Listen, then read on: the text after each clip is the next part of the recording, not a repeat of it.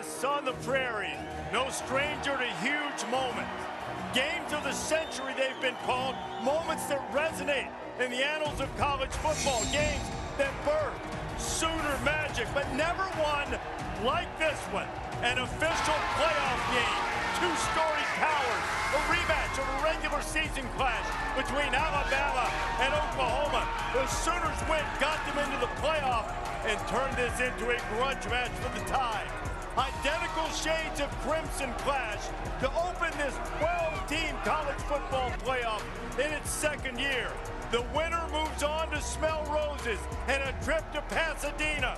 But the Sooner schooner only heads west if they lower the boomer one more time on the Tide.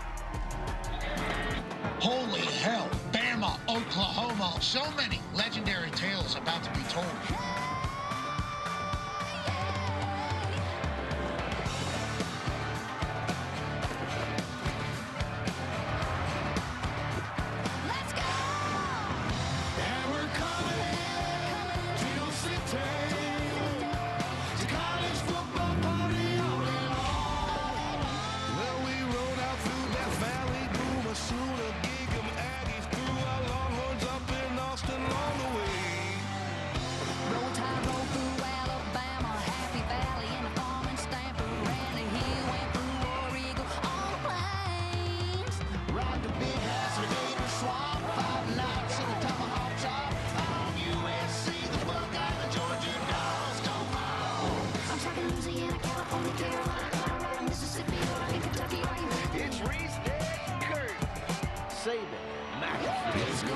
You can feel the electricity. We love you guys.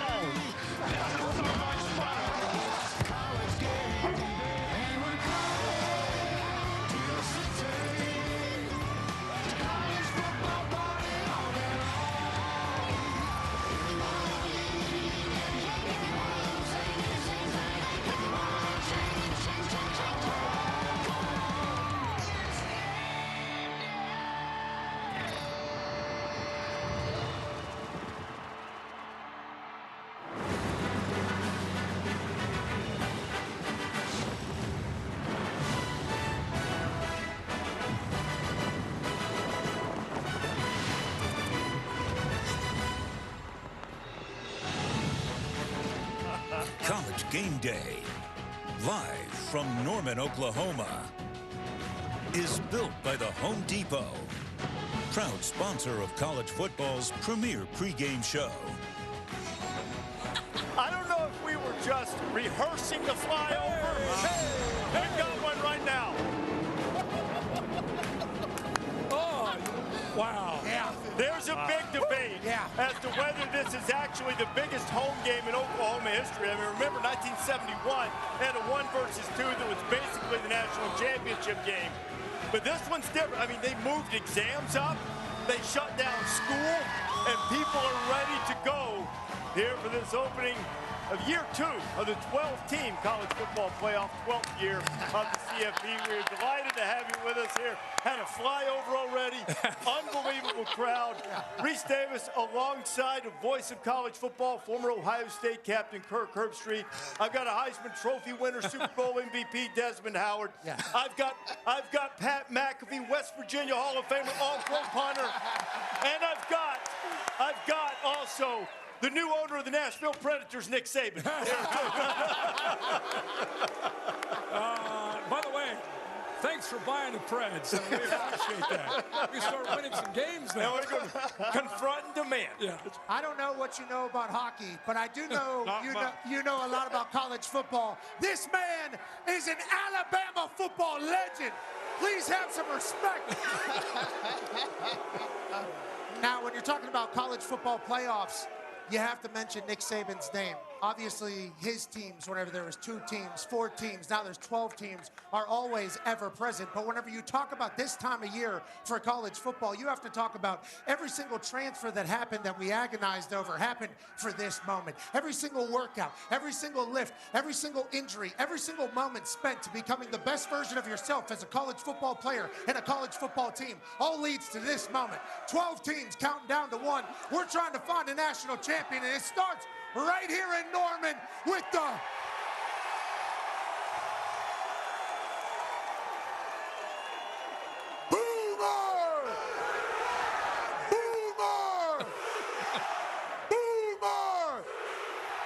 faithful. And with Alabama coming to town, we got a shootout in store. College football is spectacular, and it's about to be on display all weekend. We appreciate you joining us, and I'm lucky as hell to be here, Reese Davis. College football is the greatest, and we're about to show the entire world why, and it starts here in Oklahoma. We've got one tonight.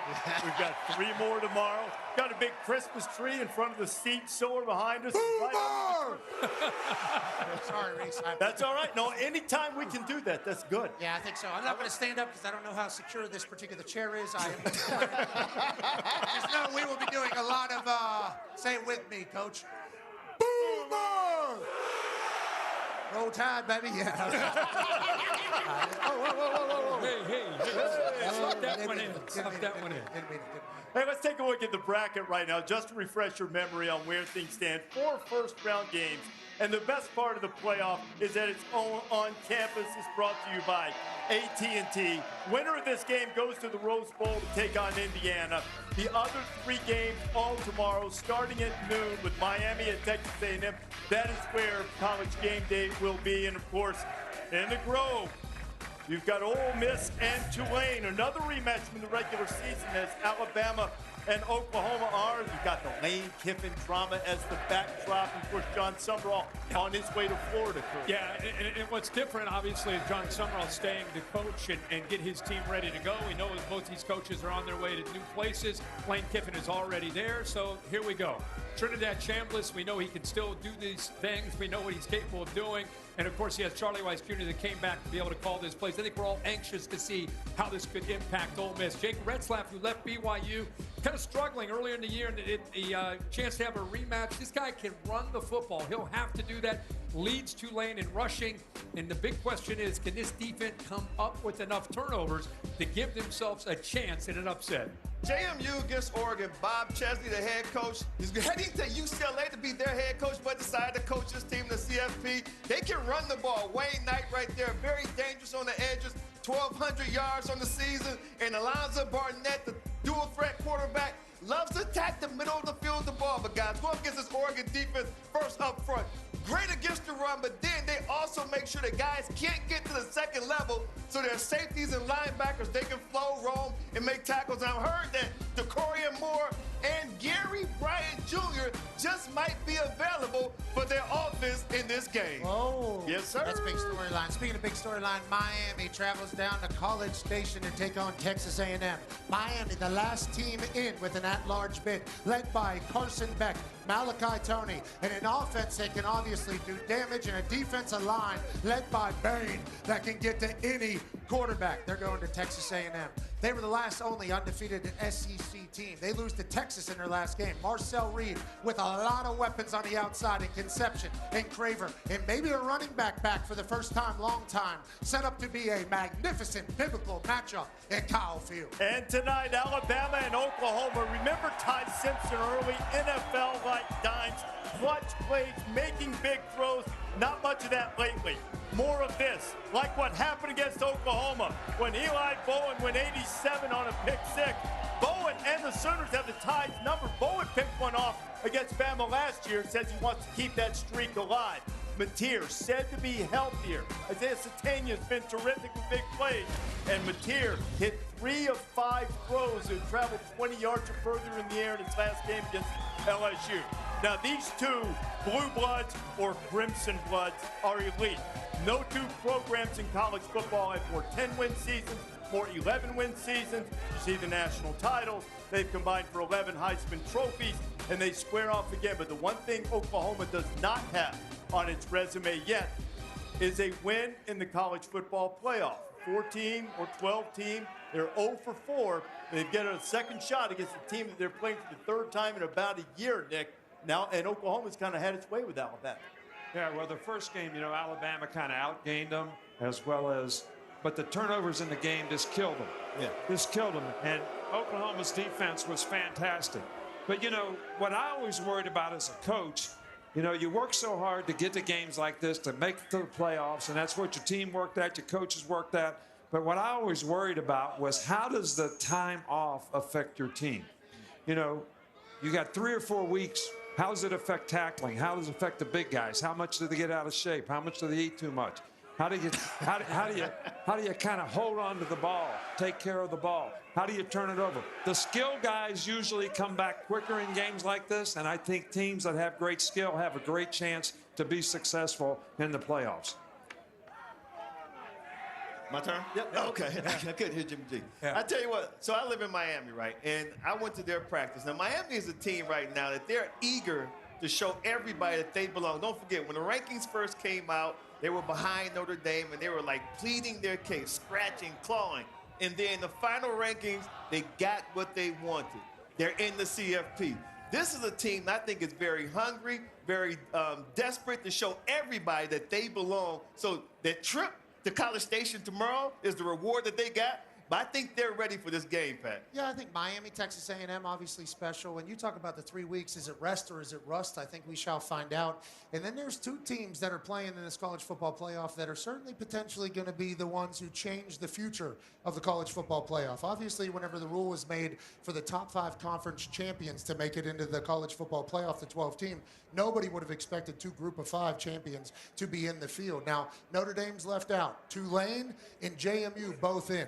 JMU has to take on an Oregon team that's obviously stacked and loaded in Autzen. Could be a tough one. JMU has a lot of wins. Tulane didn't play ass against Ole Miss the first time they played, but inevitably end up losing in a pretty big way. So those two teams obviously in the college football playoff, we are incredibly happy for them and their story. It's not their fault. But if these games are to get ugly, I think it'll cause change for the future. But if they were able to win, if they were able to have a Cinderella story, some special, magnificent moment in January that leads into an offseason saying anybody could win, that changes college football forever as well. Yeah, it does. And I think I go back to last year. I remember the first round, I think the average margin was 19 points for the home teams.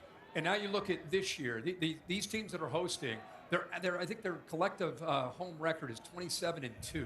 So they have a huge advantage when they play at home. We know what they're capable of doing. Tulane, as you mentioned, second trip to Vaught Hemingway. Vaught Hemingway did not go well. We'll see if this is a different story with John Summerall. JMU in the deep end of the pool in Autzen. Let's face it, Bama lost here 24-3 last year, and it was really a game that got out of control. And then Miami this year is an interesting team because Miami didn't leave the state of Florida until November 1st when they went to SMU. They've not seen anything like Kyle Field. I'm not saying they can't go in there and win, but they've not seen anything like they'll see tomorrow. Luckily, they have Carson Beck, who went through the SEC, knows kind of how to handle that kind of atmosphere, but I'm anxious to see how the Canes roll into Kyle Field tomorrow. Good point. Sorry, Specifically to this game, though, can OU score enough points? Can Bama handle OU's defensive pressure? Because when they did, they made explosive plays, but when they didn't, it was sack fumbles, it was pick six, it was bad stuff happening that affected the game. 17 points off of the turnovers alone. That was the difference in the game. Going to be the whole deal. They started 4 drives in Alabama territory. That was the highest all season. And controlling that pressure is going to be a little bit more difficult tonight than even it was in Tuscaloosa a little over a month ago. Pete Thamel is with us now. Sooners getting some reinforcements, also dealing with some injuries, Pete. Absolutely, Reese. Oklahoma has star defensive end R. Mason Thomas back for this game.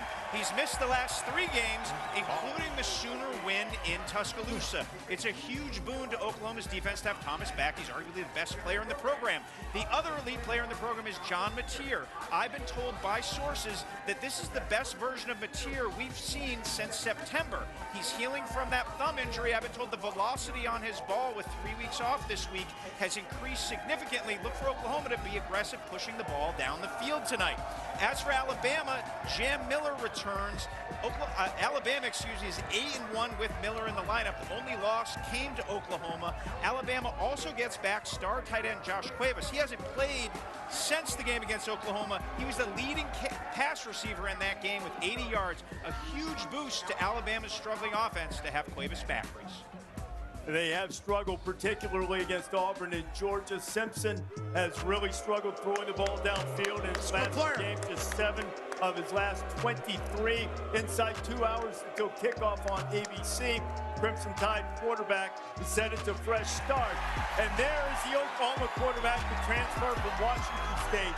John Mateer burst onto the scene early in the season. There was #1 overall pick, Heisman Trophy talk prior to his injury. Is he back to form? We'll find out in less than 2 hours. inside College Game Day. There is no place like home. Oklahoma, A&M, Ole Miss, Oregon. They battled all season, didn't get the bye, but they get to play in front of their home crowd. Last year, only one visiting team even had a lead in the game. Wow. So how does Michigan move forward after the Sharon Moore debacle? We'll break down the coaching search and also their peek ahead Super Bowl matchup against Texas. They love Texas here. Hook 'em. And Holly Rowe misses with Alabama head coach Taylor DeBoer and Brent Venables. Welcome to the show, welcome to the home of the world's biggest rodeo, where the stars light up the night underneath that Texas sky.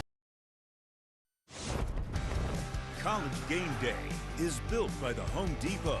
How doers get more done. Sun starting to set, the shadow of the library. Here go you saw Boomer and Sooner trying to pull that schooner into the Rose Bowl. This is how Oklahoma arrived at this point in their path to the college football playoff. Got off to a great start, 4-0, but John Mateer hit his hand on an Auburn defender, completed his last 11 passes after that, but needed surgery, ended up being out for 17 days, which was remarkable in terms of turning around and coming back. But when he returned, he wasn't the same. Tough day against the Longhorns. Career high 3 interceptions, even dating back to his days at Wazoo, and also was sacked 5 times in the Oklahoma loss. But the Sooners just kept playing great defense. Sooners got enough from their offense and Mateer, and then they won 5 of their last 6 games. 3 of those wins coming by 6 points or fewer. Some of them coming with clutch plays and forcing turnovers at a much higher rate than they had before.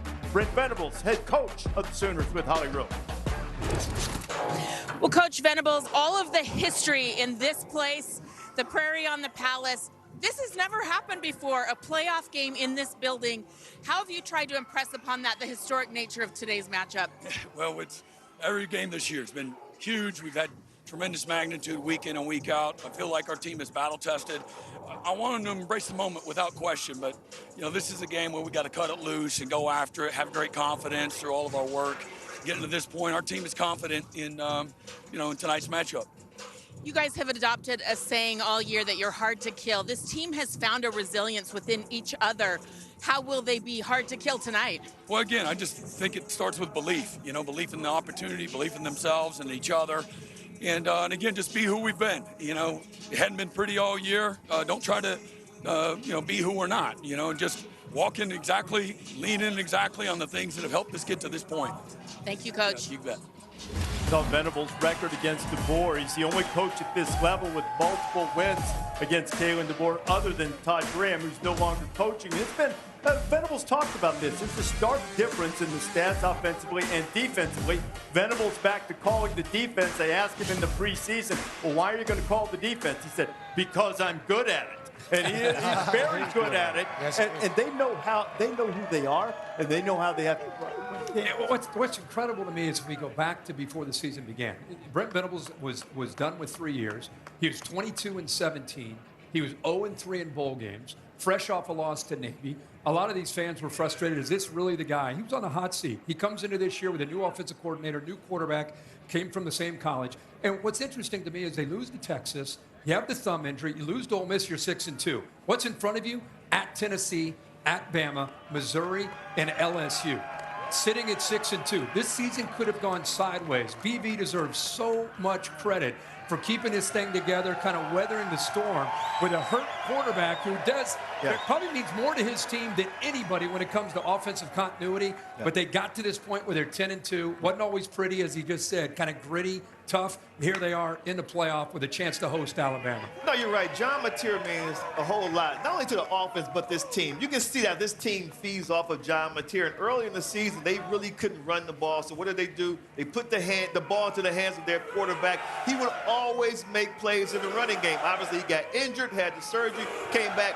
Has not been the same player, but now they say that his hand is fully healed. He's able to throw the ball. I just love the way that when they were struggling on offense, the defense would pick up the slack. The defense played great complementary football for that offense. When the offense couldn't get the ball beyond the 50-yard line, they would come up with a turnover or a pick six, something like that to get the offense going. So at this point, the way they play complementary football, to me, has been tremendous. Yeah, to your point about that, this Oklahoma team only gives up 14 points per game at home. Now, is that because these fans are electrifying, or is it because Venables is an absolute monster? I think it's a nice little combination, and obviously Ty Simpson's going to have to deal with that tonight. But obviously the offense is a big story with Mateer. We were here earlier in the year. I loved the story. I mean, you got Cowboy Arbuckle, too, calling the plays. I mean, I loved everything about what they were. That injury obviously got into his head, obviously affected the way that he played. He's a tough guy. We appreciate that. They're saying he's good. They should be great.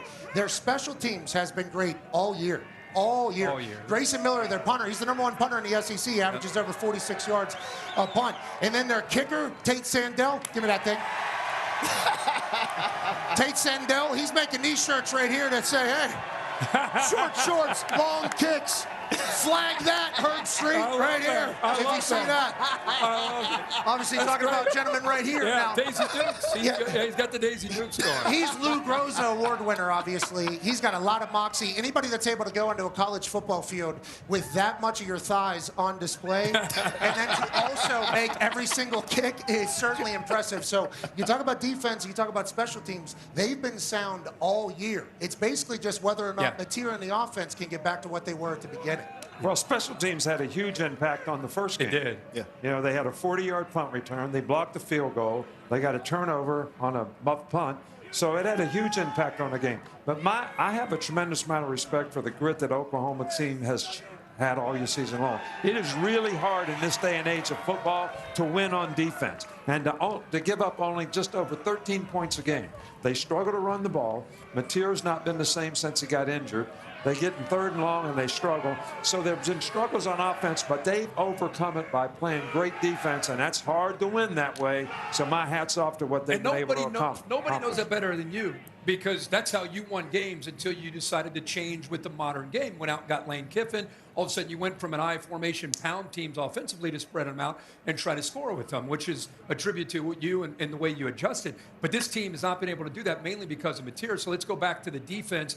You guys just nailed it with the special teams and the defense. But if they're going to win tonight, it's going to be because of Brent Venables and what they do. If they can get you to 3rd down, that's going to be the key to the whole game. They got to win early downs so they can do the stuff that Nick Saban loves to see, which is the simulated pressure, confusing not just the quarterback, but confusing the offensive line. Here comes that pressure. Now watch the adjustment from the defense. They kind of make it look like they're going to sit back, and then they almost just trap where he thinks his hot is, where he thinks he has the check down, and all of a sudden he has to hold the ball. How many times have you seen that?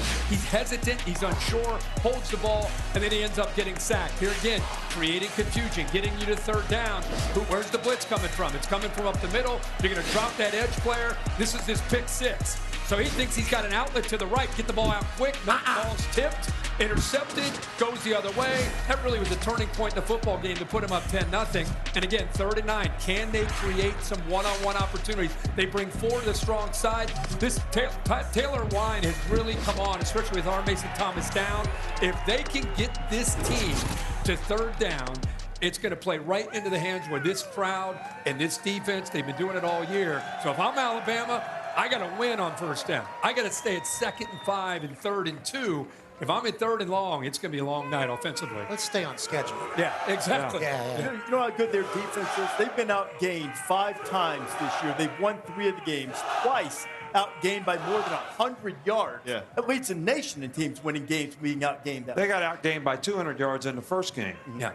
But when Alabama was able to pick up the blitz, pick up the pressure, they were able to get to the back end, and they made significant amount of plays in the game, enough to win if it wasn't for the turnovers. So that's going to be the key to this game. You see the record that Oklahoma's had against Alabama historically. Alabama won the first meeting. They won a playoff game in which you were involved. Everything else has been the Sooners' way, and a lot has gone the Sooners' way during the tenure of athletic director Joe Castiglione. This is going to be Joe's last home football playoff game. They've won 27 national championships, including one in football during his tenure. Grazie, Mr. Castiglione. We appreciate your service to sports, sir. Hey, he's a great dude and a Sets great the leader, bar. and you can salute him as he announced his retirement or stepping down a little bit earlier in the year. Thanks to our aviation partners, Flyhouse. They help us get our guest picker the game day every week. It's going to be the great Brian Bosworth later on tonight.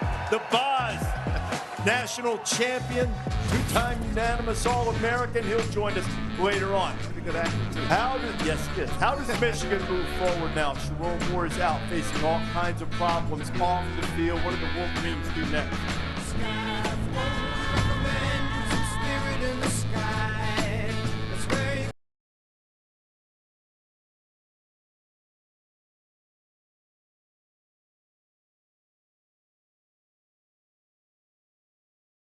Coaching search, and depending on what you believe, this game in Norman here might have an impact on the ultimate decision that the Wolverines and one of their candidates make after Sherrone Moore was fired for cause. It has been quite a path for Sherrone Moore. In September of 23, suspended for recruiting violations, but then went 4-0 as interim head coach when Jim Harbaugh was serving suspensions. Named Michigan head coach after the Wolverines won the national championship. Spent a couple of games on the sidelines, or rather suspended from the sidelines, for the sign-stealing investigation. Biff Poggi stepped in, led Michigan to a couple of victories, and then just a few days ago, fired for inappropriate relationship with the staffer, later arrested by police, charged with third-degree felony home invasion and a couple of misdemeanors. So Poggi is once again called on to shepherd the Wolverines through a tumultuous time as they get ready to play Texas in the Citrus Bowl. It has been a tumultuous time, and a lot of, anger, and then, first disbelief, then anger, then really what we're in right now is the phase of,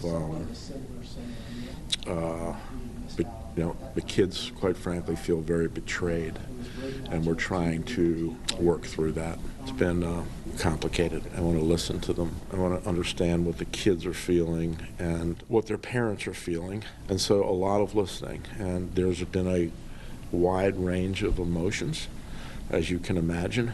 And we've kind of are going through those steps. They're not over yet. And I don't expect them to be over for a while, quite frankly. Poggi connecting with players is really how he built his reputation as a high school coach, and he's stepping in and doing it at Michigan again right now. Kirk, your son Chase is on the team. What has this been like? What's been your reaction to the way Michigan's handled it from a parent's perspective and your position in college football? For me, it's been interesting. I've just been on a bunch of Zooms with the rest of the parents, listening in and trying to watch Biff Poggi try to navigate these uncharted waters. It's been obviously a very difficult set of circumstances, something that not only Biff but the entire staff didn't expect this, didn't ask for this, and now they're put in this situation. I'll just say as a parent, I've been blown away by Biff Poggi and what he's done. You guys know him. Not necessarily surprised by that, but this is a difficult set of circumstances outside of Schembechler Hall. But what he's done to be able to pull this team together, almost like a father figure to me, and the staff, these guys, a lot of these guys, who knows who the next head coach is going to be? Maybe some will stay. Maybe some are going to be looking for other jobs. Meanwhile, they're trying to continue to get ready for Texas. So I just want to say as a parent, I salute University of Michigan for how they've been able to try to keep this thing together, especially Biff and the entire staff, the coordinators. Des, I know you'd be very proud of what's going on there. Yeah. And now they got to go, like I said, get ready. These players are trying to lock in and block out all that noise. So I tip my cap to them and see how that. Looking forward to seeing how they play against Texas. Yeah, I've watched Biff and the staff try to come together, circle the wagons, and try to handle a very difficult situation. I was profoundly disappointed when it first came out. It was a very tumultuous week for everybody associated with not only the football program, but the school in general. I think that moving forward, Biff has pretty much struck the right tone, what you're looking for in an interim coach. Now it just goes to the AD, Ward Manuel, and the people who need to find the search committee to find a new head coach to try to bring back the old Michigan values. I think that's probably the most disappointing thing out of this whole situation, because there's a standard that University of Michigan holds itself to, and obviously it wasn't met. And now they've got to try to right this ship and get things back on track, Coach. Well, I think that, when we represent a university, we're very much in a fishbowl. Yeah. The visibility is total 100%. We all have a responsibility and obligation to hold up that standard. You went to a great university. University of Michigan's a great place. I think Biff has done a marvelous job in the way he's handled this, because he's put the focus on the players and stayed with the players to get the players to come together. And I know that, Michigan's a first-class institution, and I know that they'll come out of this, you know, in some kind of positive way. But I hope that we all learn something, all of us that represent institutions, that we got to do it in a first-class way because it's bigger than any of us, and we all have a responsibility and obligation to be first-class in how we do it. Michigan wants to make sure that happens not only in the football program, comprehensive investigation going on right now to see what's at the root of some of the repeated problems that they've had at Michigan. Pete Thamel joins us right now. Pete, as it stands, though, Michigan has to find a football coach. Where does that stand? Sources tell me that Michigan officials remain convicted that they want to attempt to hire Alabama head coach Kalen DeBoer. The result of tonight's game is going to factor heavily into that pursuit, as an Alabama loss would make the logistics of attempting to hire DeBoer much more tenable. Look, Kalen DeBoer said publicly this week he'll be the coach at Alabama next year. I've been told by sources that Alabama officials behind the scene have worked aggressively to try to sign Kalen DeBoer to a new deal. Michigan officials aren't solely focused on DeBoer. As I've been told by sources, they have had a handful of exploratory conversations with different candidates this week. The hiring pool, if it's not DeBoer, sources have told me, would involve Kenny Dillingham of Arizona State, Eli Drinkwitz of Missouri, and Washington's Jed Fish. The timing could be tricky. Two of those coaches, Dillingham and Drinkwitz, have post-Christmas bowls. Obviously, the transfer portal opens up on January 2nd. There's players like Bryce Underwood who are worrying what's going to happen. But I really think, Reese, one of the biggest factors in this search is going to be what that scoreboard says tonight after the Alabama-Oklahoma game, and that's going to set the tone for the direction of where this search goes. And Pete, let's make it clear. There are people out there saying, you know, if Alabama loses, that they're going to cut him loose. That's not happening. If this happens, this is strictly DeBoer's decision, if that is indeed what he decides or thinks about. I mean, we just had these conversations with LSU, Florida, and certainly Penn State. A lot of these similar names were linked to Penn State. Penn State has all the access to money, just like Michigan does. But Michigan, obviously, a little bit more storied with the recent national championships. They think everybody's on the table except for those who just signed. But you're talking about the Kalen DeBoer story right now. I mean, it's everywhere. This guy got a lit-up sign right here that says Kalen DeBoer after this game is going to Michigan. And that's strictly because they believe Oklahoma's about to beat Alabama here in prime time. And Kalen DeBoer is going to have an easier exit to go ahead and get out of Alabama because, you know, following in Coach Saban's shoes has always been something that people have talked about with Kalen. But it's crazy. Kenny Dillingham just got emotional talking about how much Arizona State means to him and how much he appreciates the opportunities there. Drinkwitz had to do this entire thing with Missouri. It's a crazy situation, this college football coaching, especially with some of these jobs like Michigan opening up. Just like we said with Penn State, we got to assume everybody's on the table for them, but maybe Biff Pogge's the right guy at this stage. I mean, like, from everything I'm hearing from what you're saying. Get some coordinators. He's the head guy, and away you go. I think Dez, who lived it, nobody knows it obviously better than Dez. To me, Michigan's always felt different. And, Coach, you played against them when you were at Michigan State. It's not just good enough to win. It's a certain way they go about their business. You know, the Michigan man. It's about, yeah, we're going to beat you on the field and we're going to beat you in the classroom. A sense of integrity. So I don't think you just throw out the hottest name. I think it's about a fit. Now, Matt Campbell's a great fit at Penn State. Who is the guy that's going to be a great fit? Maybe Biff Pogge is the right fit, and you go out and get coordinators. But that's, to me, this isn't just about, hey, let's go find a guy that's going to make us all win games. I mean, obviously, that's great. But to me, it's how you do it is as important as winning the game. And don't even think about taking Rich Rodriguez again, buddy.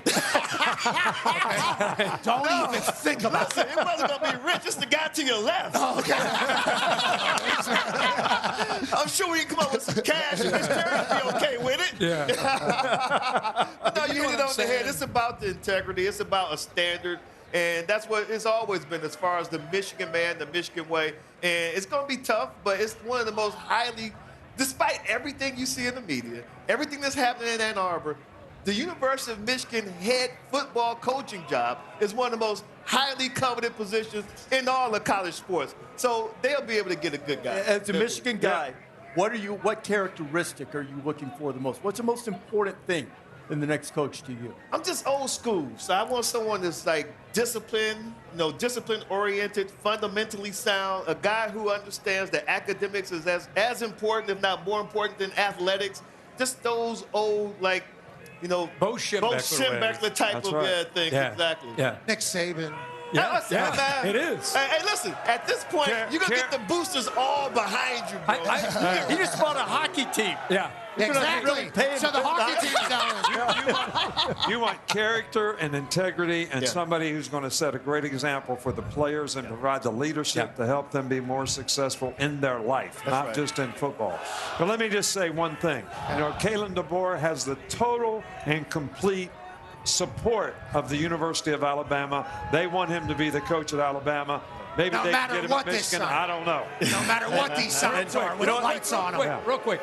Dez just said it's still a premier job, which I agree with. Top 5 job, top 3. What would you say Michigan job is? Top 5. Top 5 job. Easy. Yeah. It'll be attractive, tough to turn down, no matter what the heartstrings tell you. And then also the question, would DeBoer want to walk away from the challenge that he accepted just 2 years ago? Hour and a half away until John Mateer is ready to accept the challenge. Season low, 138 yards, but it was enough to beat Alabama at a touchdown rushing. What a night. Look at that. What a night. Are you kidding me? This is out of a movie. What a sky. Beautiful. Beautiful. I don't know if it tops the scene going into Notre Dame last year, but it's close, man. Really close. That This is awesome. Yeah, that is sweet. Sooners and the Tide, just over 90 minutes on ABC.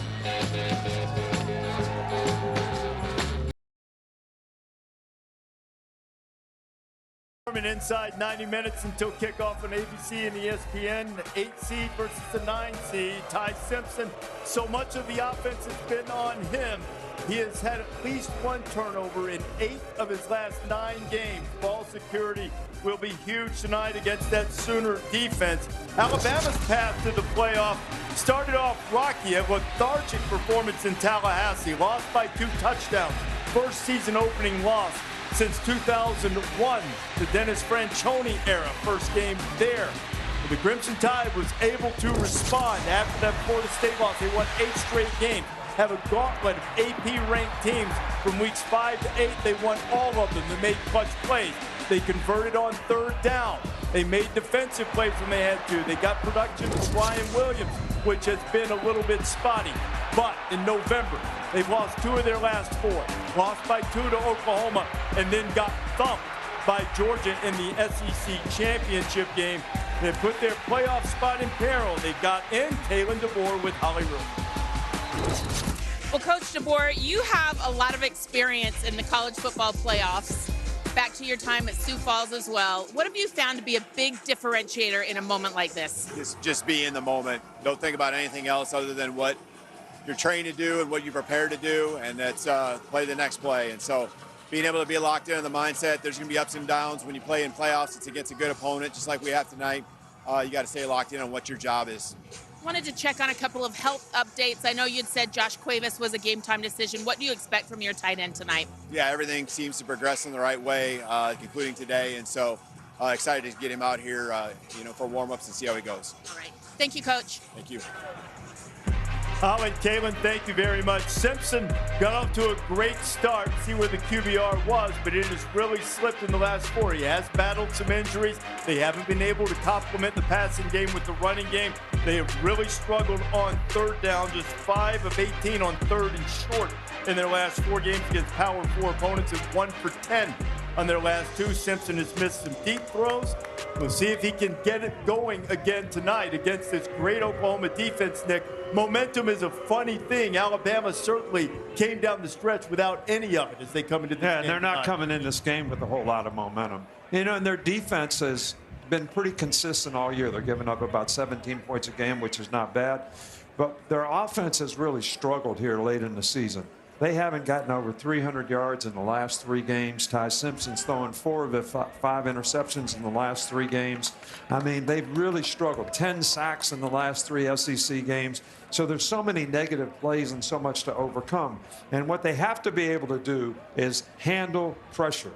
They have not been able to handle pressure. Now, that's not all on the quarterback. Some of it's the offensive line. Some of it's getting the protection right. But they have got to be able to handle pressure if they're going to be able to have success in this playoff. Coach, it was interesting. Early in the year, we had a chance, Chris Holly and I have had a chance to call 3 of their games. So we saw them at Georgia.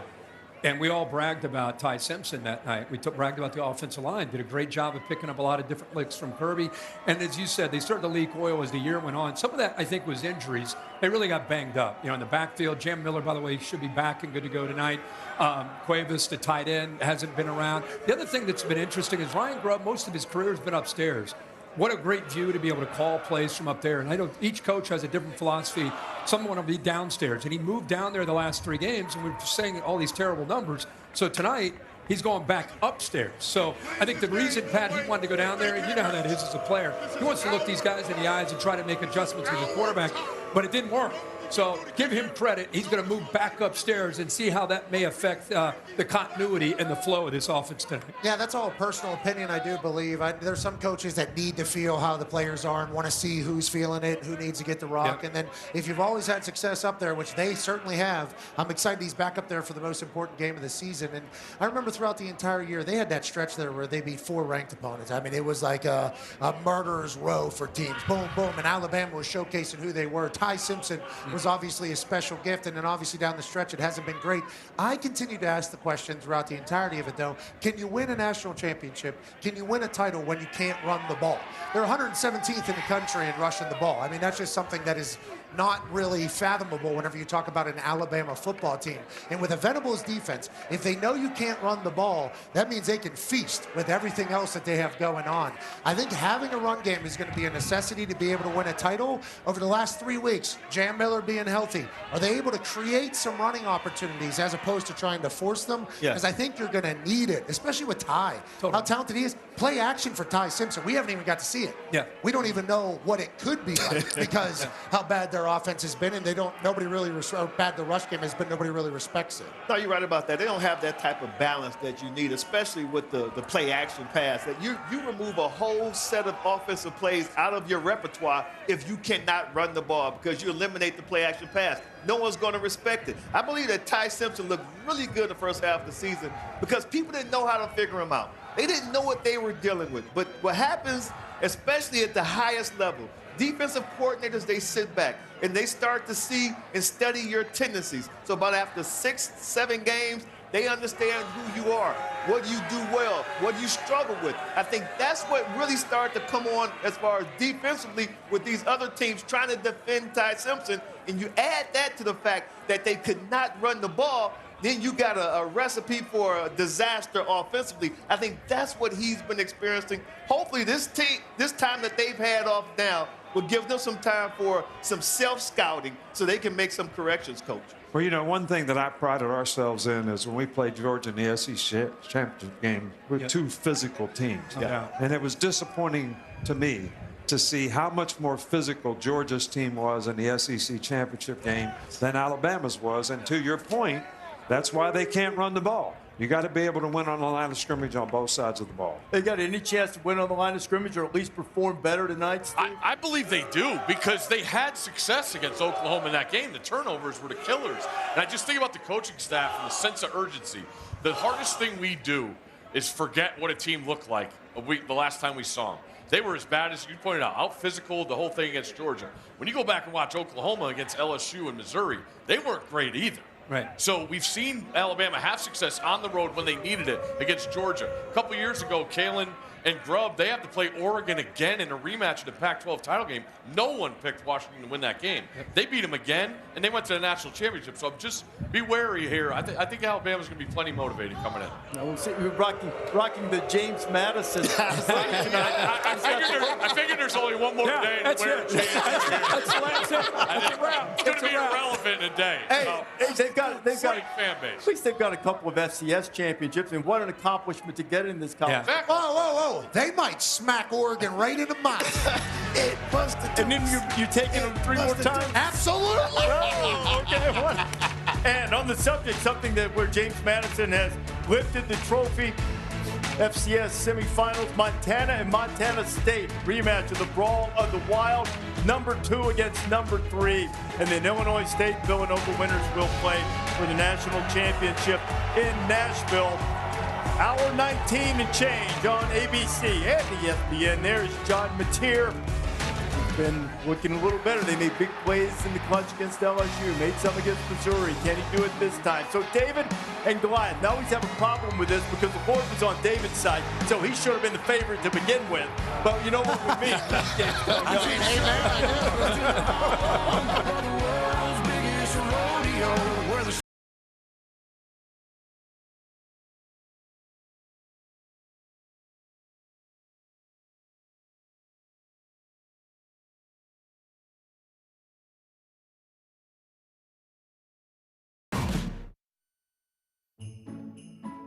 Oh, there's no place like home for the holidays. And there's no holiday gift more beloved than a little home cooking, especially if it proves to be merely the appetizer for the greatest college football present of them all, a national championship. So, whether it's Egg Bowl Nog on the Grove, Santa's sleigh replaced by the Boomer Schooner, 11 ducks a-swimming in Eugene, or the 12th man in the 12th month of the year. No matter how far away your regular season roams, if you want to be happy in a million ways for the holidays and the opening round of the college football playoff, you can't beat home, sweet home. That's our friend Ryan McGee. The road teams did not do well last year. In fact, only Clemson had a brief lead on Texas. All of them lost by double figures. Can someone win on the road in the first round games? You see the schedule. ABC and ESPN tonight for Alabama, Oklahoma, Miami, and Texas A&M at noon tomorrow.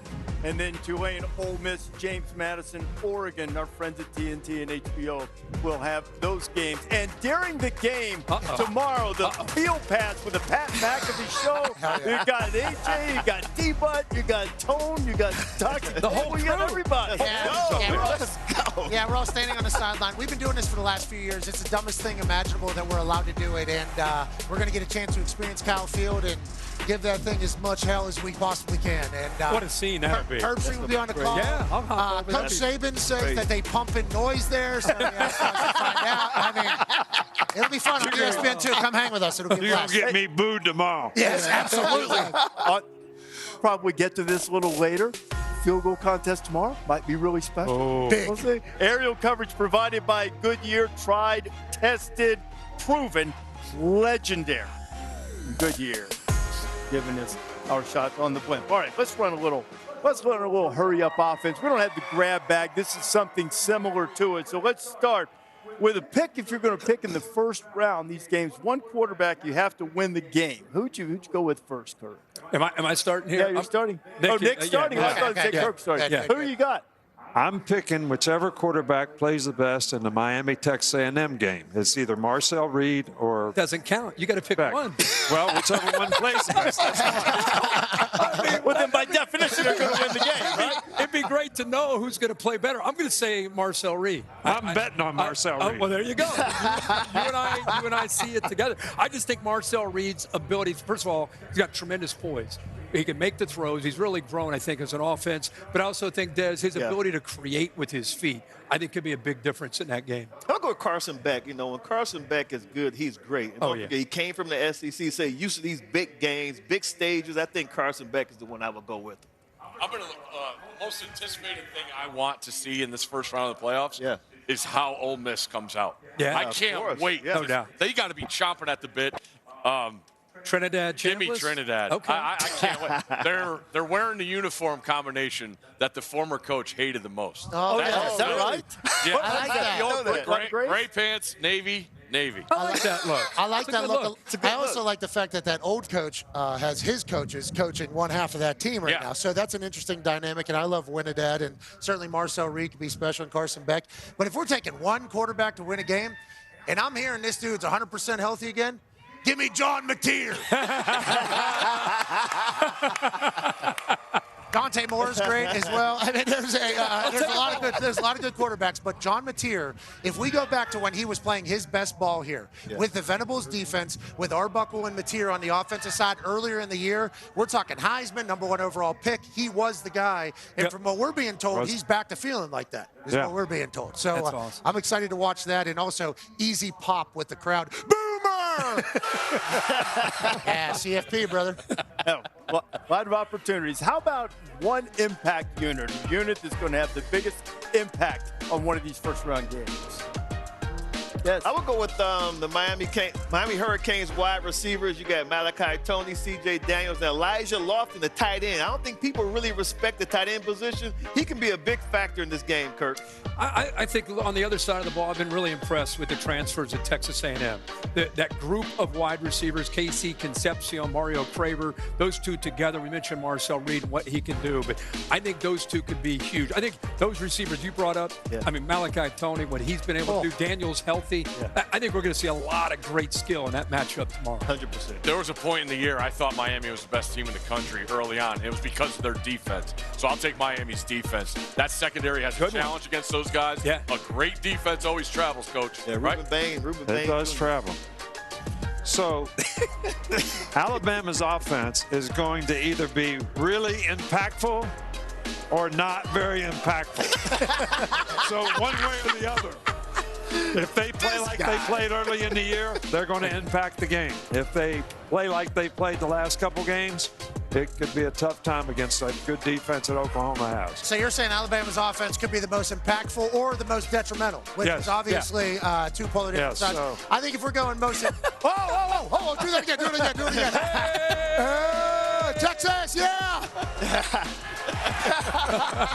On that note, most impactful unit or units, I'm going to say, it's the best part about the first round of the college football playoff since it's going to 12 teams. The home field advantage. I think the home crowds will be the most impactful units. I think this crowd is going to be great for this Venables defense. I like that one. I think you go down to Kyle Field. I think that crowd is going to be a big-time impact on that game. I think you go out to Autzen, obviously, and then down in Oxford. It's like we're going to be having these home field displays in a big way this weekend, and I think that's a special part of college ball. We need to do it in the round 2 as well. We need to go into round 2 with the home field advantage. I agree with you 100%. That's what makes college football great. These environments are what makes college football great, and we should celebrate that as much as we can. I think we're going to chance at some point, hopefully, get that second round here. How about the most impactful player? We picked a quarterback.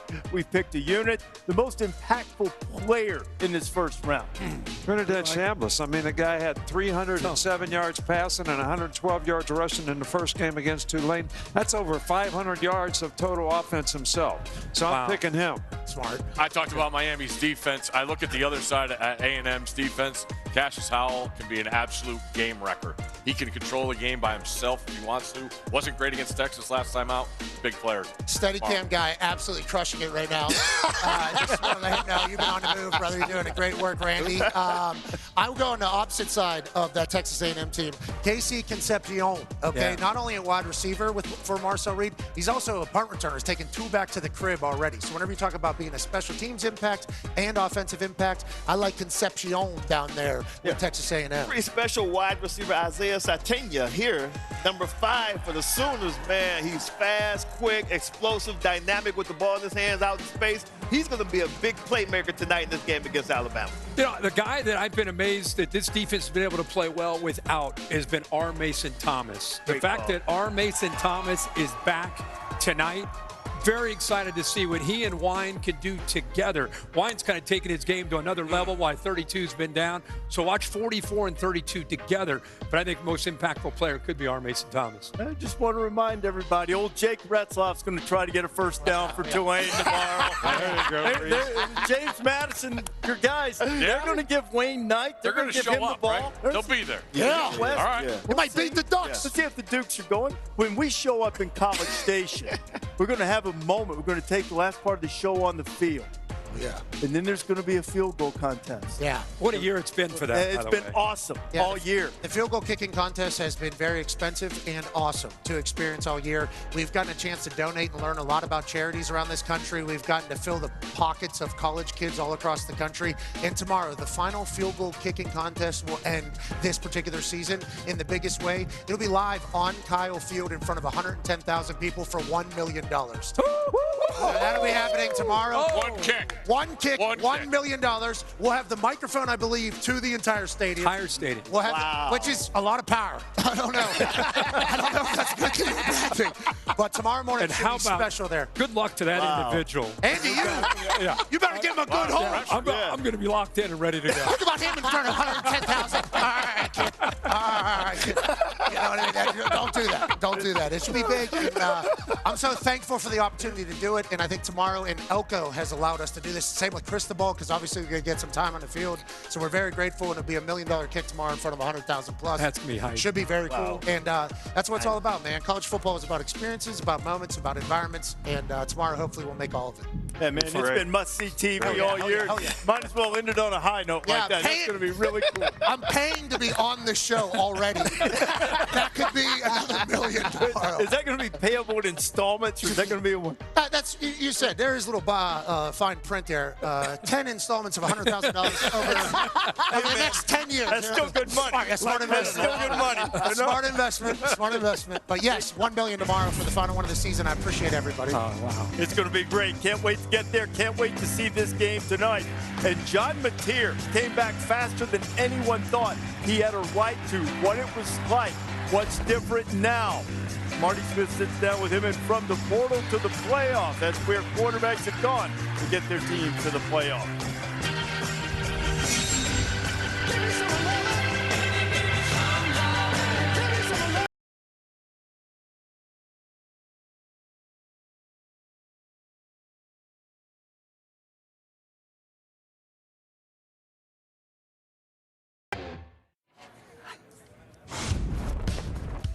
Opening night of the college football playoff, just over an hour until the Sooners and the Crimson Tide kick it off. You can see it on ABC, also here on ESPN. Two SEC teams that met earlier in the year. Oklahoma won that game. Sooners 0-4 college football playoff era. There's John Mateer, their quarterback, but this team is built on suffocating defense, relentless pressure. Guys coming after Ty Simpson that would make legends like Bosworth and Tommy Harris and Gerald McCoy and Teddy Lehman proud. Here's Jeremy Bernard, who will need a big game for the Crimson Tide tonight if they're going to get their offense going. Tide comes in wounded, hoping to be resurgent against a program that has historically given them fits. The winner moves on to the Rose Bowl and taking on Indiana. Thanks to our aviation partners at Flyhouse. They help us get our celebrity guest picker to game day every week. And it will be Brian Bosworth tonight, as the Sooner legend will step in and help us pick. Wonder which way he's going to go in this Alabama-Oklahoma game. What about Saban? Well, there might be some drama there. I don't know. Oh, my God. Got great signs here. People bringing the sign game before they go in. Crowd's not even. We're going to go inside to the stadium shortly. Right now, still a good crowd out here. Yes, sir. Yeah, we really appreciate these folks hanging out with us here. Obviously, one of the biggest days in the history of the program here. Yeah, the wind is sweeping down the plain here. They say it's going right now. It feels like this is a northern breeze coming through. You have to go into the portal a lot of times to find a quarterback if that's the missing piece, but it can be hit and miss. But look at all these quarterbacks who have hit, guys who are starting in the college football playoff. Carson Beck moving from Georgia to Miami. He's been on playoff teams before, but will start for the first time for Miami against Texas A&M. He was a backup against Georgia, and of course, Fernando Mendoza won the Heisman Trophy and will start against the winner of this game. So a lot of these portal quarterbacks have worked out very well. They've assimilated quickly. Well, football's a great team game except for one position, and that's quarterback. So if you don't have one, you better go get one. And it's pretty obvious that a good quarterback can take you from being a good team to a great team in a hurry, as 7 of those guys are in the playoffs now that transferred from someplace else. They probably went to a pretty good team that made them a great team. Yeah, it's not even just the playoffs. I mean, you talk about awards. Heisman winners are mostly transfers. What Fernando Mendoza did for Indiana and for Bloomington, they got a Heisman in the building in Bloomington, Indiana, because of a transfer from Cal with Curt Cignetti's operation. So whenever you talk about these teams being able to plug in a special dynamic game and organization changer, I think it's a good time for football. I think that's one of the upsides of the transfer portal and the NIL era is a team to be able to go get it. And also this guy be able to enjoy his best life too. Yeah. Hey, he was at Cal. I'm not saying Cal was not great.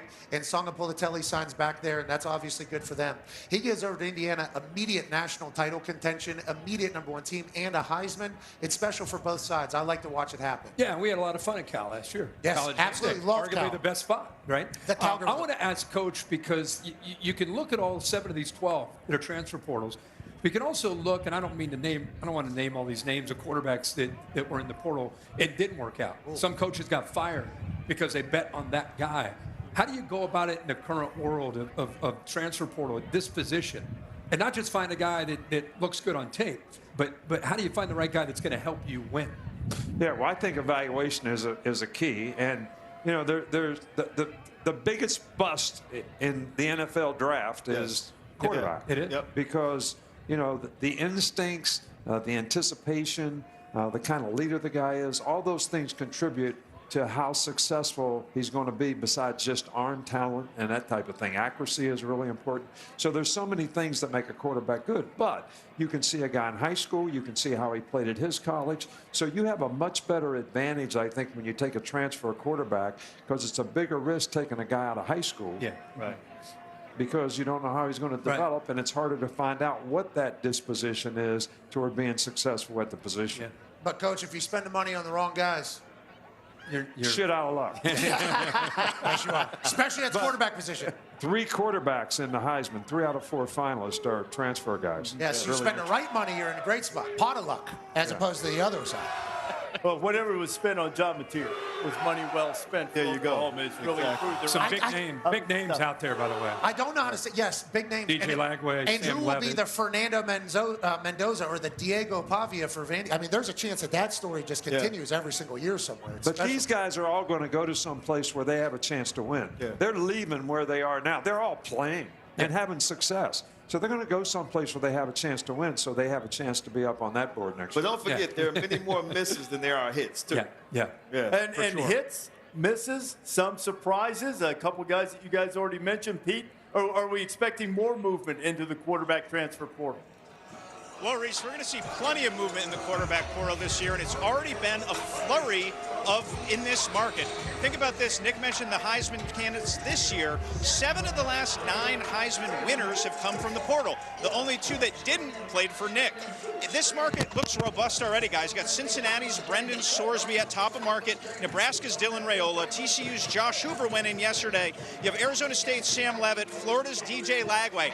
I made some calls today to guys. Sources told me the tip top of this quarterback market financially could reach $5 million for one season. Look, it's supply and demand. You have all those guys. Sorsby's been linked early to Texas Tech. Dylan Raiola, there's some smoke to Louisville, although maybe a playoff team jumps in late there. There's been early links between Indiana and Hoover, assuming that Mendoza goes pro. But look, this is what's going to drive the market. Oregon may lose Dante Moore. Miami will be in the quarterback market again. So will LSU. So when you really take a look at what could drive this quarterback market, it's going to be the most expensive in the history of college football. And you know what, Pete? You can't afford not to pay for it if you don't have one. That was the situation Oklahoma found itself in. Alabama didn't bring in a quarterback. They wanted to give Ty Simpson the opportunity. Oklahoma felt the necessity. That sent Jackson Arnold on the road to Auburn. He's moving again. But Mateer, this wasn't a traditional guy who's been highly touted throughout. In fact, some of his opposing coaches in high school were all but begging recruiters, please take a look at this guy. He's really good. Finally, Washington State got on him late. 3-star recruit committed there, went backed up Cam Ward, then put up huge numbers, both throwing and running for Ben Arbuckle, who's now at Oklahoma, and then came with Arbuckle to Oklahoma and has the Sooners in the college football playoff for the first time since 2019. But due to that hand injury that we've talked about. The path hasn't been the smoothest throughout this season, as Marty Smith found out. Mateer going to keep it. Mateer into the end zone to the air.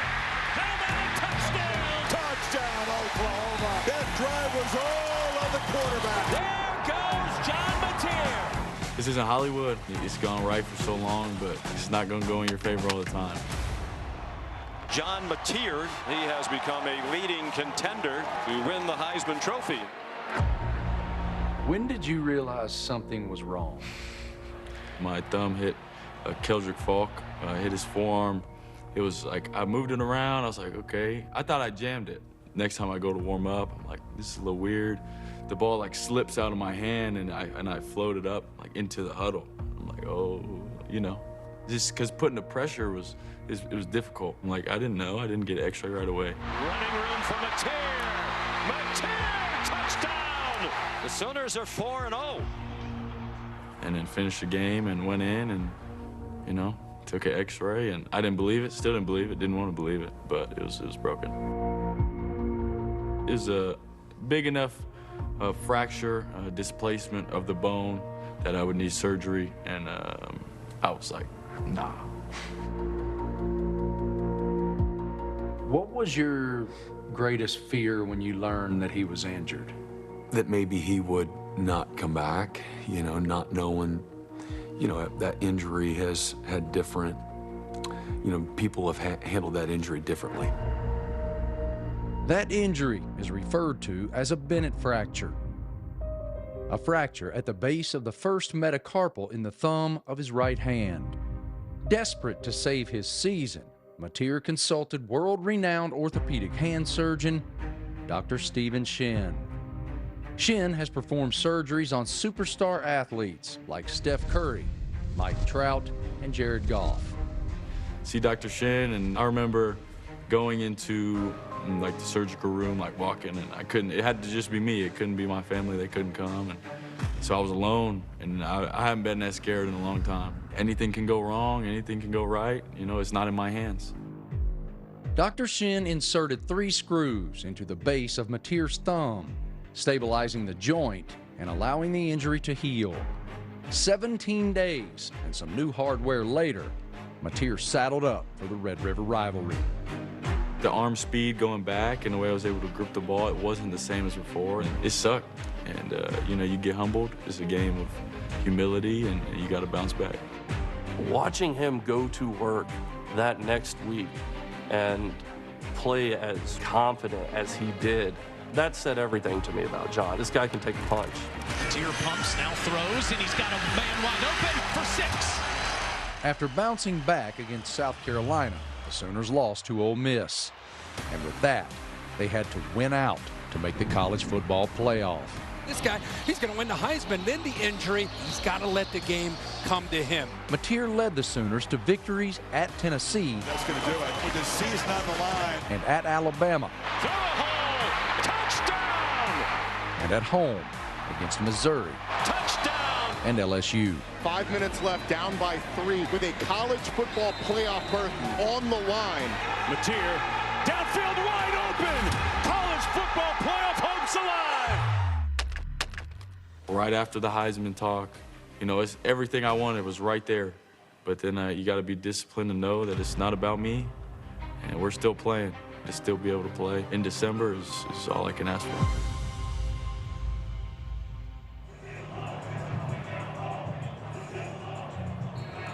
There is the Sooner quarterback warming up. You know, Oklahoma has failed to score 30 points on offense in 19 straight games against Power 4 opponents, but maybe a little bit more of that explosive capability back with Mateer's help.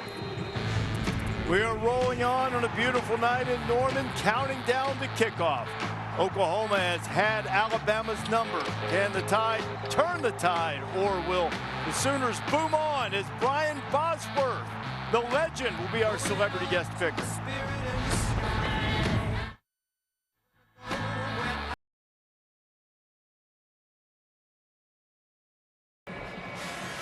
Official capacity in Owen Field, more than 80,000, 80,126. They played here for more than 100 years. It's hallowed ground. epic clashes. 1971 game of the century, which in reality was a national championship game, but this one is different. The Sooners and Tide claim 25 national titles between them. No two programs with more than 11 and 10-win seasons, 11 Heismans between them. Their meetings in the past, occasional. One playoff win for the Tide, but since OU joined the SEC, the teams in identical shades of crimson, the games have been Sooner born and Sooner bred.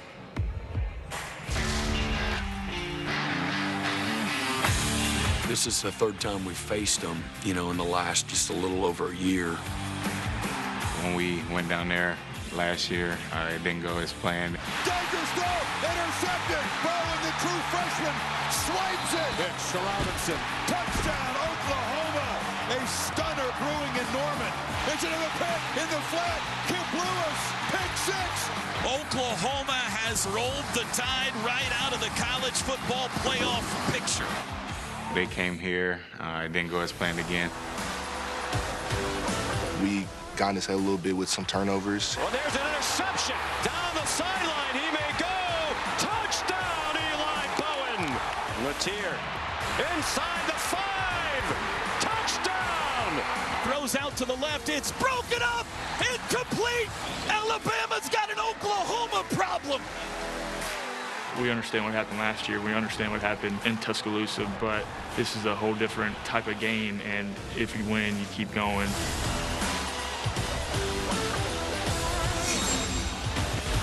There's no big secret in the difference in these two games. It has primarily been turnovers, sacks, and tackles for loss. Categories have been dominated by Oklahoma, and something that if Alabama's going to have any chance, they will have to rectify tonight. Special teams also tilted heavily in Oklahoma's favor. The man who will call the game, Chris Fowler, along with Holly Rowe, who will be on the sideline. Chris? Reese, thanks. Yeah, it was a weird meeting the first time in Tuscaloosa. Unusual to see a team outgained by almost 200 yards and win and begin 4 drives in opponent territories and only come up with 16 points on offense. Both quarterbacks told us they know they have to do better tonight than in that game. Ty Simpson said watching that tape was both, quote, upsetting, but also exciting. Upsetting because of the mistakes. He knows he can't turn the ball over tonight, but exciting because so many pass plays were made when they handled the pass rush. Our Mason Thomas coming back is a factor. Simpson said he's going to know where number 32 is every single snap. You got Taylor Wine on the other side, but he does feel good about some modifications to their operation that he thinks will keep protected better. And Holly, pass protection and health are intertwined with this Alabama team, aren't they? That's right. We saw that at the SEC championship game, that pass protection was a huge weakness for Alabama. Well, he's going to get some help in the backfield. Jam Miller is back. He is their most productive run blocker, and he is their most important pass protector. He's been great on the ground game, but he's battled back from an ankle injury he had against Auburn. Now, he is wearing this kind of newfangled brace, a Taco brace that is a really cool invention. It goes on the outside of his cleat, but it moves with his ankle joint, so he's got great mobility while giving him a lot of medial stability. The other guy that is back from injury that is crucial tonight is Josh Cuevas, their tight end.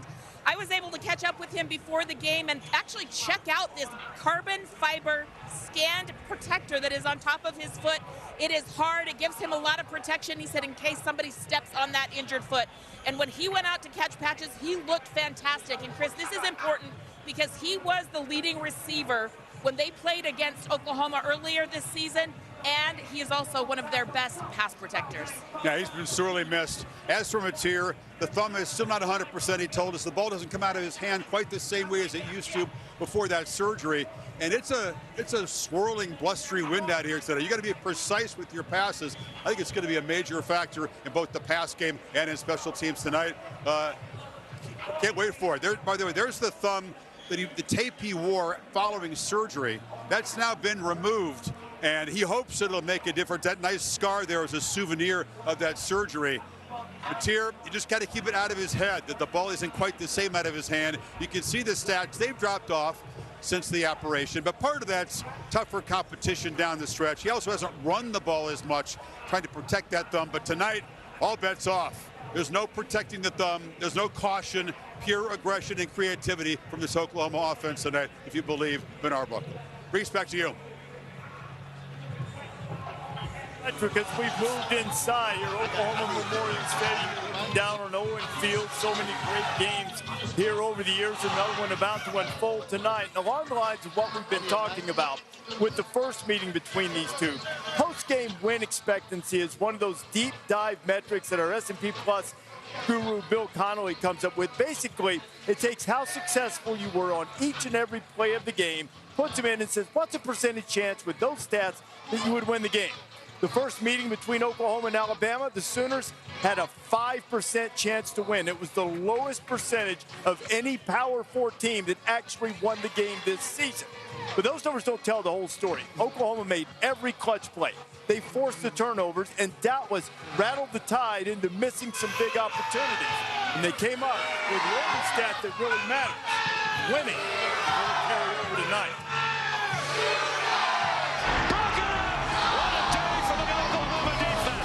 Now the path to the college football playoff runs through Norman, Oklahoma. Last game was a totally different team and a totally different time frame, and then we're just trying to go 1-0. It doesn't matter what happened the last time we played them. Every game is to each his own. You got to play. You got to be ready to go. Well, we know it's going to be a physical game. You got a team that we're going to face that is extremely defensive-minded, but have weapons on the offensive side as well. When they put it all together, there's nobody that's better offensively. And it's just another nameless, faceless opponent. It just happens to be Alabama again. And so we just go out there and play our brand of football. The mentality that we have is just ready for war. We know we work hard to be in this position, and when game day gets here, we'll be ready. You see how these teams rank. Alabama's offense, they haven't been able to run the ball. They had -3 yards in the SEC championship game against Georgia. They're last in yards per game rushing among the college football playoff teams. Oklahoma's defense can't stop the run. They're second in yards per rush allowed. Now, the Alabama offense, as you look at them tonight, what is it that they need to do better? What do you expect to see them try to attack the Oklahoma defense here? Well, in the first game, Alabama had tremendous issues with Oklahoma's pressure. When they were able to block the pressure, they were able to make explosive plays, which led to over 400 yards of offense. But let me show you the bad of what happened in this game. All right, there's going to be protection issues here. All right, first of all, Todd tries to do a great job of getting himself in the right protection. He's tracking the guy. Guy comes up in the A-gap, line sliding the wrong way. What do you have? Negative play sack. Here we are right here. They're going to overload, so the line's going to slide to the left. All right, they drop out. You see the pressure coming. It's 5-man protection, A-gap blitzer, throws the ball hot to the X. Safety comes down, pick 6. Now, here they're going to pick up the picture. They do the look play. So you see Oklahoma's guys looking to the sideline. Catches them out of the pressure. Make explosive play for the touchdown to the tight end Cuevas. Then you're going to see him pick up this blitz here again. All right? So they're going to change the protection. Ty's changing the protection. He sees where they're coming from. They're coming down to the... Send the guy in motion. Here we go. Pick it up. Got time. Throws the ball. Explosive play to the 1-yard line. So if Alabama can control the front and the pressure and give Ty Simpson a chance to operate, he is going to have a good chance to be successful. If they can't pick up these pressures, they're going to be in negative down and distance situations all night long. Ty Simpson obviously has the ability to be a special talent. He was carrying Alabama literally with his right arm. We're talking about him being an NFL guy, a guy that understands defenses, a man who understands what his team needs to do to be able to win. And then you talk about their rush game. John Miller obviously has had a bunch of injuries. Daniel Hill has obviously been able to get it going a little bit, but that is the problem with their entire offense. Not being able to run affects everything. Maybe Jam being 100% healthy can help, Dez. I tell you what, also pass pro too. Jam Miller is going to be very important because we know that Brent Venables is going to have simulated pressures. He's going to have blitzes dialed up for this Alabama offense tonight, and that's another aspect of the game that Jam Miller can be very helpful and beneficial. I tell you what, Jeremy Bernard has been impressive all season long. Mr. Consistency, this guy, they just love to get the ball in his hands any way possible. Fly sweeps, routes. This is the man who needs to step up. He has all the physical gifts and talents that you can imagine for a wide receiver.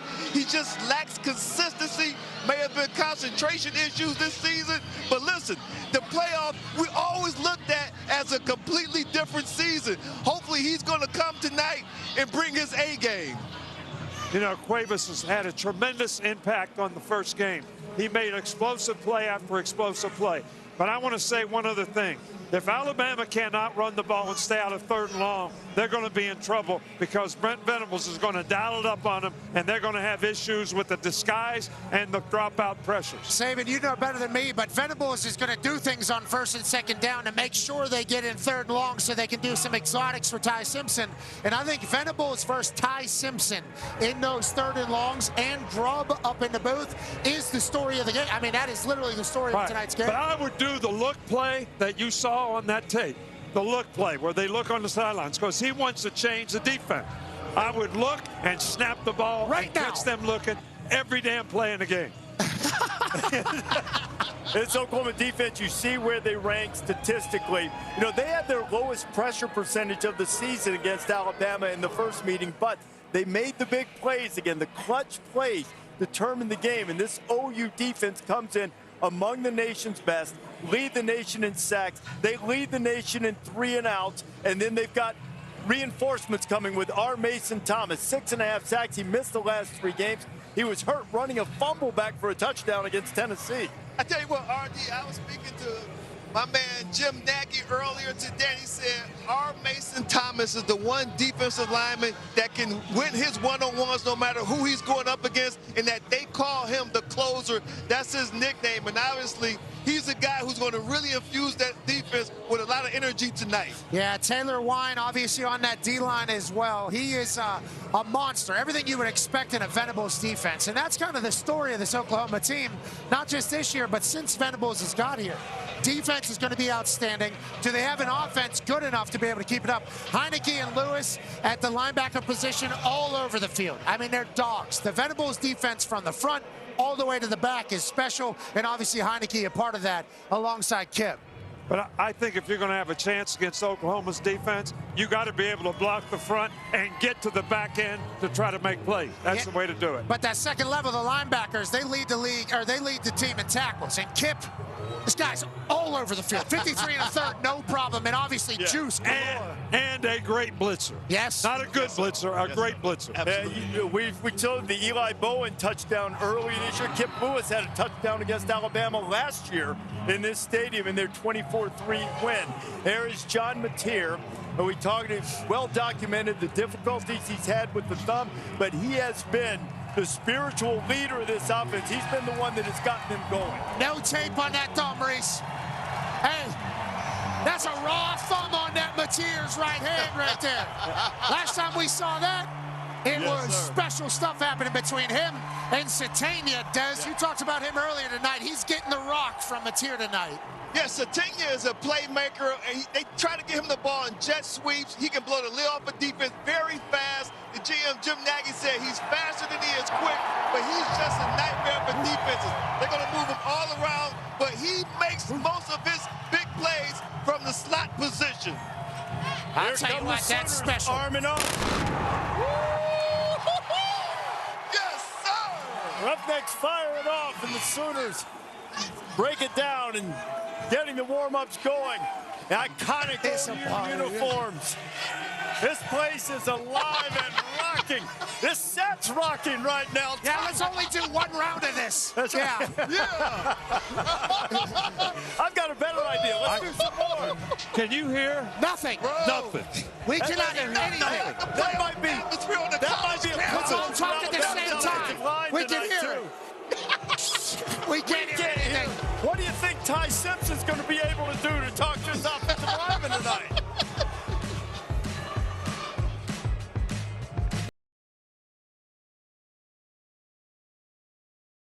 Can you believe it? Big stage, big-time opponents. What makes college football so good? This is going to be a great game today.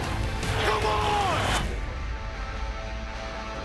9 a.m. Eastern time. Pat announced earlier that there's going to be a $1 million kick in College Station on College Game Day tomorrow. Live in front of 100,000 plus tomorrow morning, a $1 million field goal as we here in Norman cannot hear ourselves think in anticipation of the college football playoff kicking off. This happened just moments ago out on Owen Field. 28 minutes to kickoff. The Sooners then left the field to their tunnel right underneath our set here. 80,126 and probably more than that. Can't wait to see this rematch. You know, I feel like it's going to be the most electric atmosphere Norman's ever seen. Last year we didn't go how we wanted to, so this year we got an opportunity and we're looking to take advantage of it. A lot's riding on this game, and we got to show up prepared and ready to go. This game means everything to us. If you win, you keep going. So all we needed was a ticket to the dance. It's a lot at stake. It's our season. It's our goals, and we can't let that really get in the way of what we want. When we're at our best, nobody can stop us. I think we have all the tools that we need to win a national championship. This is your opportunity, having a chance to have your own banner and having a legacy here. For us, it's not about just hanging a banner, it's hanging the banner. We already played them, so we both know a little bit about each other. It's going to be fun. It's going to be an exciting game. It's win or go home.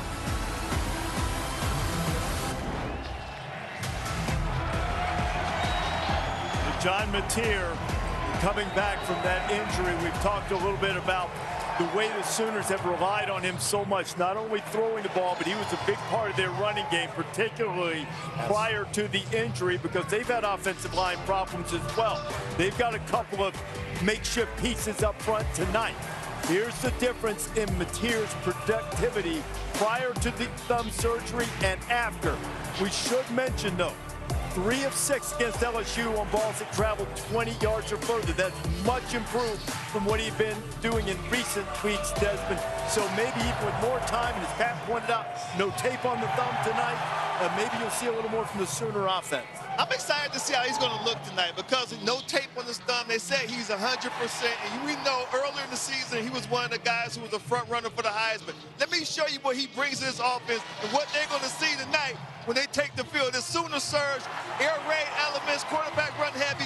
Now this is a misdirection. They uses it like a magician. They're going to give the ball to Satania on a jet sweep. What they're going to do is pull the right guard, the right tackle to pull those 2 second-level defenders out of position. At the snap of the ball, we're going to swing this camera around so you can see the second-level defenders go out of position. Then Satania, when he has the ball in open space, he's able to make yards after contact, and he got 12 yards, but the offense doesn't materialize until John runs the ball.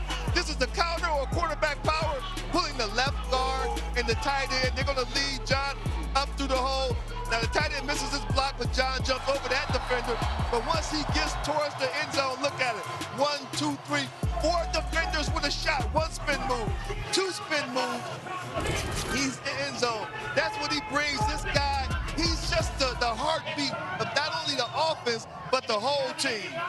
Yeah, I think John Mateer could be special. Yeah. And, you know, we saw Will Howard and that Ohio State team go on a magical run throughout the playoffs and change everything, especially after the loss to Michigan. Vastly different times then to now. Vastly different conversation, not even getting into that. But you saw a quarterback play his best ball in the biggest moments. Everything they say about Mateer is that he'll be able to do that. So maybe we see that, or maybe we see this Alabama defense do their... Whoa! Come on, Pat! Look at this shot. Hold the phone. Wow. We got the Fireflies buzzing here at Norman. I love everything about it. It is special. This is what college football has that no other sport in the United States of America has. First round, home field advantage, very real. We have no idea what's coming after these lights, but what I do know is I have some Alabama defensive tape that we're supposed to get to. I don't know how. Okay, Alabama's defense, listen, it's been kind of hit or miss whenever it comes against the rush because they have some leaky run fits. Obviously, earlier in the year, it's much worse than it was later in the year, but people were able to crack off on them.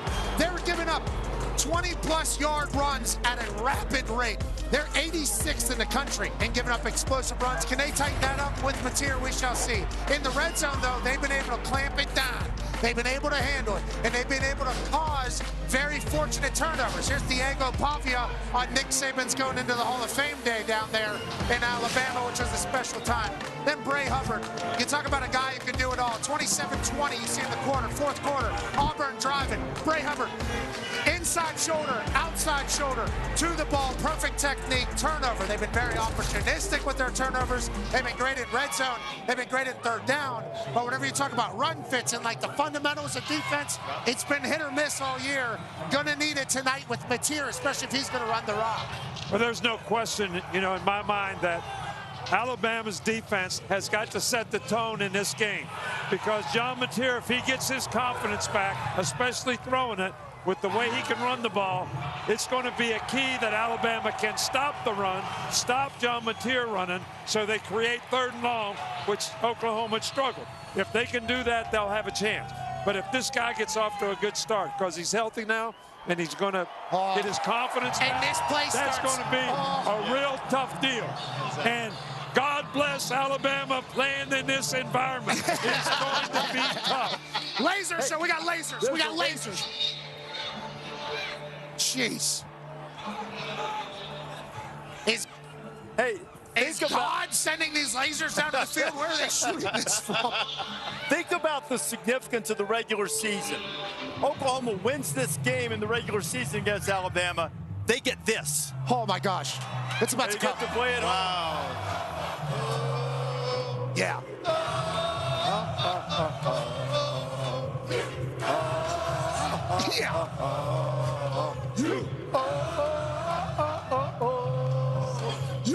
Yeah, this is it. Come on, man. This is as good as it gets. We should have more of this, not less of this. Come on, bro, for real. What's coming next? You know what? I don't know what Stanford Steve was going to do in terms of making a pick before the laser show. I'd like to know if this has influenced you at all, my friend. I'm just hoping no one here can hear me, because I'm picking Alabama. I believe they got the offense to sustain here. I've seen them do it on the road. When I look at Oklahoma's offense, I still see one drive of 3 minutes or better in a win at or when they lost to Ole Miss. One drive of 10-plus plays. That goes back to the South Carolina game. I still trust Alabama's offense to do something in this mayhem. Right. Yeah, Give me right. Alabama. Alabama? Yep. Just wait for this beat to drop, Steve, and see if you want to remain with that pick, I think.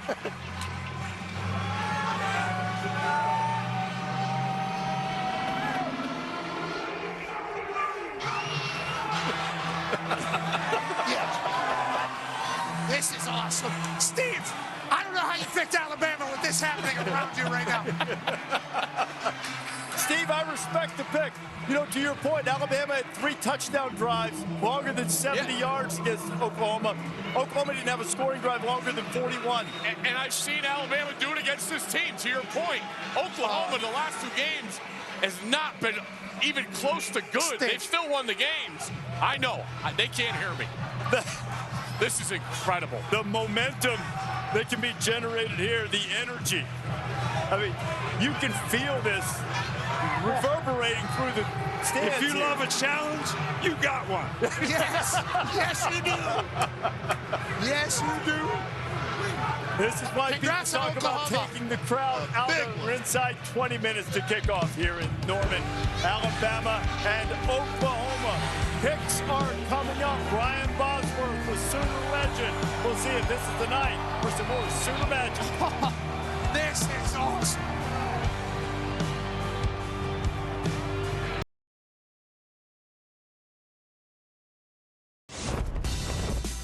College Game Day is built by the Home Depot. How doers get more done. And in part by Coors Light. Choose chill. Celebrate responsibly. Hey, you should switch the seats. Back here in Norman, aerial coverage is brought to you by Goodyear. Legends aren't born, they're proven. Stand here. And this stadium, this university has seen its share of legends. Some of the greatest who ever graced the college football field wore the crimson and cream of the Oklahoma Sooners. Band on the field out here. We're going to take you right up to kickoff on ESPN and ABC. Chris Fowler, Kirk Herbstreit, and Holly Rowe will have the call. Brian Bosworth joining us to be the celebrity guest picker of all the legendary figures in Oklahoma lore. None greater, none larger than the two-time unanimous All-American national champion. And 40 years ago, his team won the national championship.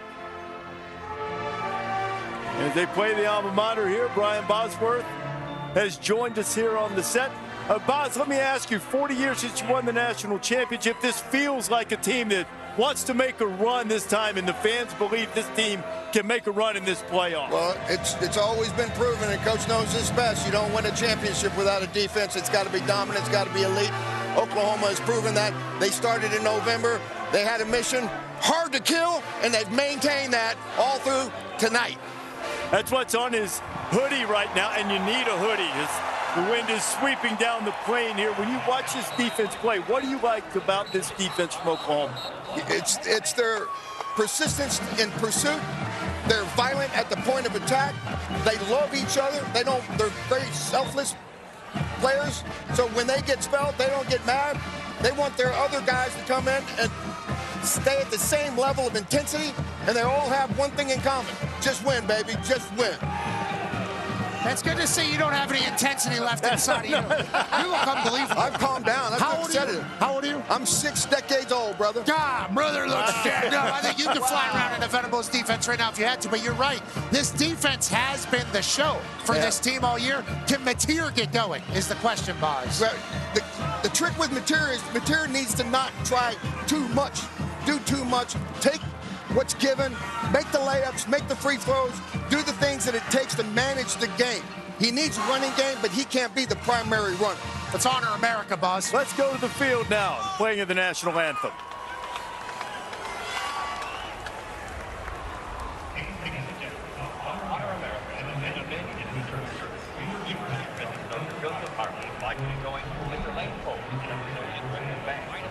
Of Oklahoma and the combined university honors you singing in the national anthem.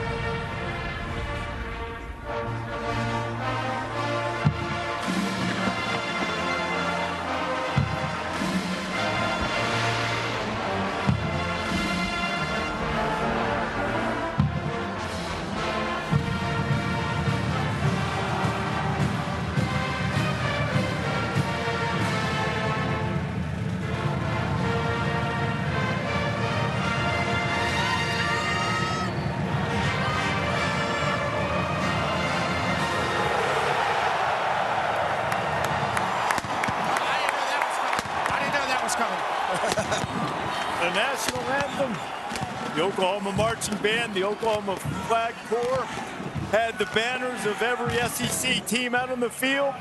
5 of them in this playoff, 2 of them squaring off here. Oklahoma's won both meetings against Alabama when both have been members of the SEC. It is time now for our Coors Light selections. Desmond, who wins the first game of this playoff, Tide or Sooners? Coming into this game, I was going to pick Alabama. I thought that I didn't want to leave my man Nick Saban out there all alone on that island, on that limb. But now, being in this stadium, seeing how electric it is, and being with the great Boz, you do a hell of a job acting too, brother. I appreciate that. I'm going Boomer!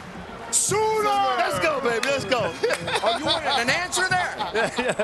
Yeah, I really think if you love a challenge, this is the greatest challenge there is. Playing in this kind of atmosphere, against this kind of tradition, against this kind of football team. So do you have the heart of the lion that you need to have to come in here and compete? I think Alabama needs to prove that, but I'm betting on Bama tonight. Boz, what do you have, bud? You know, this game is going to be won by the boys that put their hands in the dirt. For 4 quarters, who can knock each other. It's going to be a rock fight, so they need that fight club mentality. If they can come out here and they can slow down Alabama's pseudo running game, which is really a quick passing game, and their wide receivers with their yards after catch is the most dangerous thing. They can contain that, make Alabama kind of one-dimensional in that kind of setting, get the pressure, and if they can come up with pressure with maybe one less defender, that gives Brent Venables that opportunity to dial up those complex blitzes and coverage packages. So that's where I think the key of this game is, not to mention third down conversion. The team that can get off the field third down more often is going to have an advantage, that long field. Who's that going to be? Who's that going to be? Oh, you want to call it now? Oh, yeah, call it now. I just need to know right now. Sooner Nation! Are you ready?